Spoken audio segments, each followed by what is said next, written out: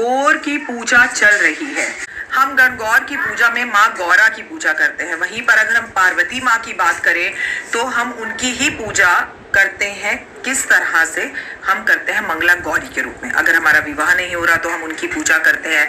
अगर हमारी शादीशुदा जिंदगी खराब चल रही हो तो हम उनकी पूजा करते हैं। तो ये 16 दिन की जो गणगौर की पूजा चल रही है, इसमें वैसे तो राजस्थान के अंदर 16 दिन ही पूजा की जाती है, माँ को 16 दिन ही बत्ती लगाई जाती है, लेकिन सबसे ज्यादा महत्वपूर्ण होता है मंगलवार का दिन। देखिए, मेरे घर में गणगौर की पूजा नहीं होती, आपके घर में नहीं होती, लेकिन फिर भी हमें गणगौर की पूजा का फल तो चाहिए।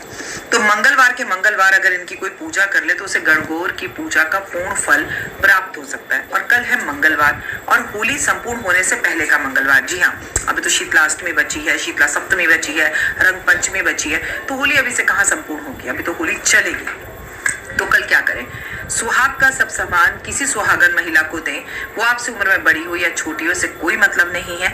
उसके पैर छुएं, उसे गले लगाएं और उसे गले लगाते वक्त मन ही मन सोचें कि मैं माता पार्वती और दुर्गा माँ को प्रणाम कर रही हूँ और मुझे आप आशीर्वाद दीजिए कि मैं सदा सुहागन रहूं, अखंड सौभाग्यवती रहूं और मेरे जीवन में सब सुख और बहार आए। और हाँ, हाथों से लाल चूड़ियां कभी ना उतरने दें, चाहे जितना मर्जी हीरा पहन लें।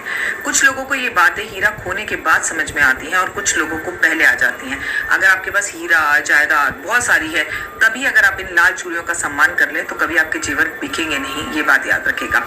लेकिन फिर भी आप बार बार जेवर खरीद के लाती हैं और वो बिक जाते हैं, तो यहाँ कहीं ना कहीं आपके द्वारा किए गए कुछ ऐसे कर्माज हैं जो आपको रिटर्न में आते हैं। तो अपने कर्मों के लिए माफी मांगिए और भगवान को अर्पण कीजिए अपना सारा जेवर।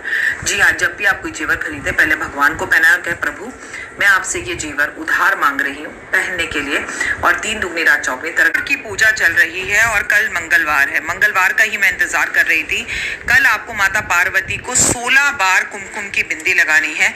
अगर आप कुंवारी हैं तो आपकी शादी के लिए लगानी है, अगर आप शादीशुदा हैं तो अपने पति की लंबी उम्र के लिए और अखंड सौभाग्यवती होने के लिए लगानी है।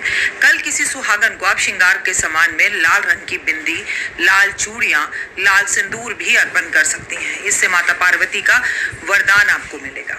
इन 16 दिनों में माता पार्वती पर श्रृंगार का सामान अर्पण करना, और खासकर क्योंकि माँ गौरी जो है उनकी पूजा मंगला गौरी के रूप में की जाती है, तो मंगलवार वाले दिन अगर आप 16 दिन ये पूजा नहीं करती हैं, आपके यहाँ नहीं होती, तो इस 16 दिन में जितने भी मंगलवार आते हैं उन मंगलवार में अगर आप माँ की पूजा करती हैं, चुन्नी अर्पण करती हैं, नारियल अर्पण करती हैं, तो इसके 100% रिजल्ट आपको मिलते हैं और बड़े पॉजिटिव रहते हैं। तो मन तन और धन से देवी की पूजा करें। कमेंट्स में ओए होए जय माता।